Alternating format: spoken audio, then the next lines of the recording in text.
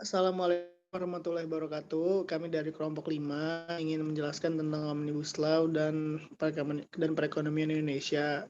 Nah, kelompok kami terdiri dari Syafira, saya sendiri Faris Ramadan, Muhammad Fatur Rahman, Realita Sari.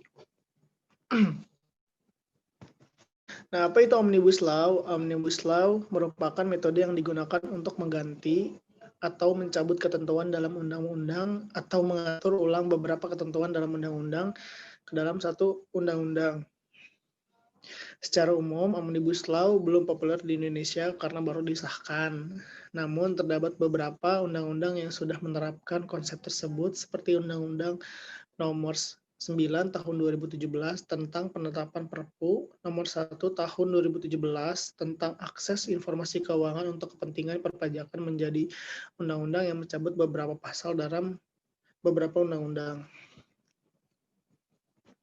Nah, kelebihan Omnibus Law itu terintegrasinya antara undang-undang terkait yang kemudian bisa dibuat menjadi satu desain, memangkas perizinan yang sebelumnya perizinan sangat sulit, mempercepat investasi. Dari pemangkasan itu untuk mendatangkan para investor yang ingin berinvestasi di Indonesia untuk membuka lapangan pekerjaan. Nah, kekurangannya di sini, satu proses yang sangat cepat dan tidak partisipatif. Nah, kurangnya disinformasi antara DPR dan masyarakat, nah hingga terjadinya konflik di bawah dan masyarakat dan mahasiswa yang menolak tentang Omnibus Law ini. Nah, di sini sangat menguntungkan sebagian kelompok, pengusaha, dan yang memiliki kepentingan. Jadi di sini yang disebut ya ada oknum-oknum nakal yang ingin memanfaatkan keadaan tentang Omnibus Law ini.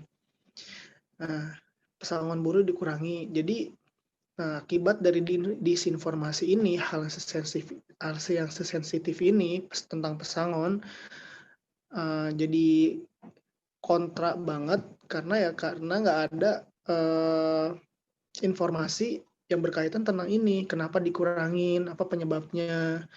Nah, seperti itu. Nah, selanjutnya akan dilanjutkan oleh teman saya, Realita Sari.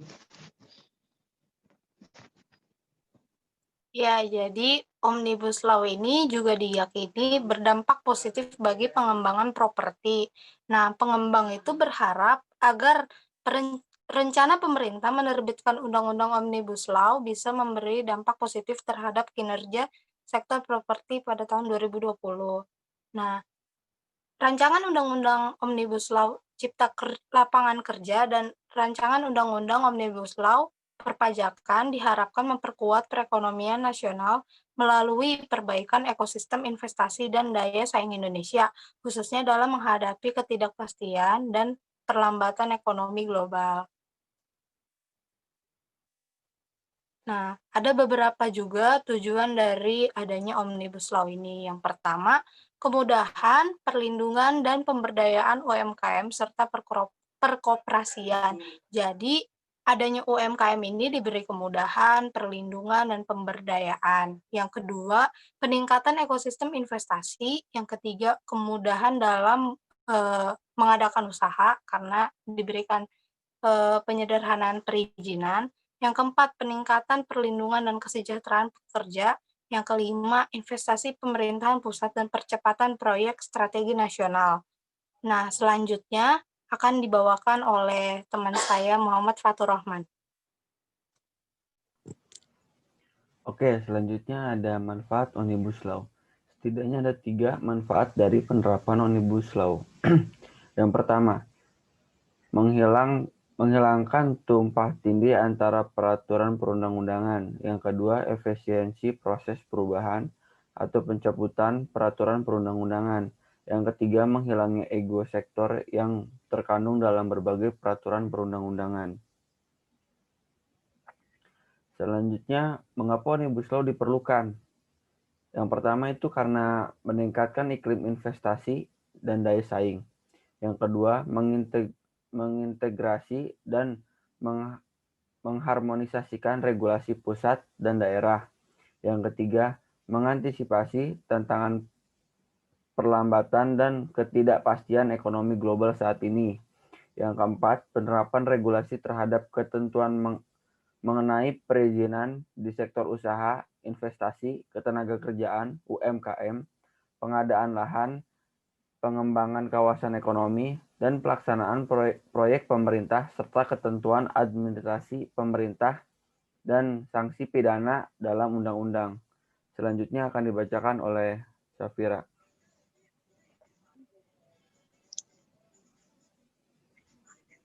Berikut ini ada regulasi pemerintah untuk kesejahteraan pekerja yang berkesinambungan. Perluasan program jaminan dan bantuan sosial merupakan komitmen pemerintah dan penguatan kualitas SDM, serta untuk mempercepat penanggulangan kemiskinan dan ketimpangan pendapatan.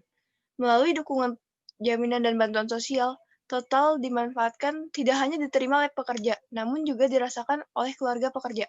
Perlunya jaminan atas hak dan perlindungan untuk semua pekerja, atau yang termasuk pekerja tetap, pekerja kontrak, pekerja alih daya, guna menjaga dan meningkatkan kesejahteraan pekerja. Di sini ada beberapa bantuan yang akan disalurkan kepada pekerja dan keluarga pekerja jika Omnibus Law ini diterapkan. Yang pertama ada PKH yang gunanya untuk mencegah stunting, lalu ada PIP, lalu ada KUR, KUB, dana desa, bidik misi, PIP kuliah, JP, JNT, kartu prakerja, JKN, Rastra, BNPT, dan kartu sembako, dan masih banyak lainnya. Di samping ini ada kurva tingkat kemiskinan atau indeks Gini. Dari gambar di sini terdapat tingkat kemiskinan yang dari tahun 2011 hingga tahun 2018 mengalami penurunan dari 12,49 hingga 9,82. Lalu ada indeks Gini yang mengalami penurunan juga 0,410 hingga 0,392. Nah, di sini ada bantuan pemerintah pusat yang selalu meningkat dari tahun ke tahun, yaitu hingga tingkatan 80%. Nah, selanjutnya.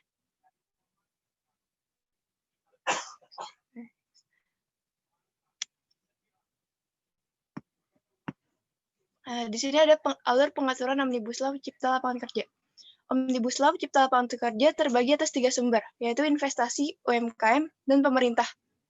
Dari investasi sendiri terdapat klaster pokok, yaitu ekosistem investasi yang isinya penyederhanaan perizinan terdiri atas 18 sektor, yang berisi prasyarat, investasi, ketenagakerjaan, kemudahan berusaha, riset, inovasi, pengadaan lahan, dan kawasan ekonomi.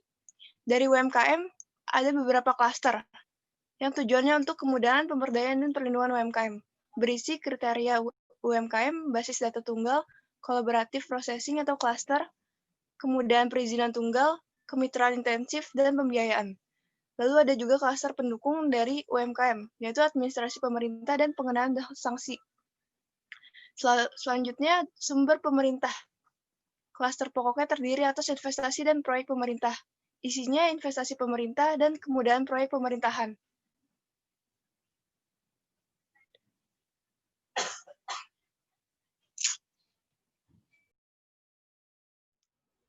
Sekian dari kelompok kami, kurang lebihnya mohon maaf. Assalamualaikum warahmatullahi wabarakatuh.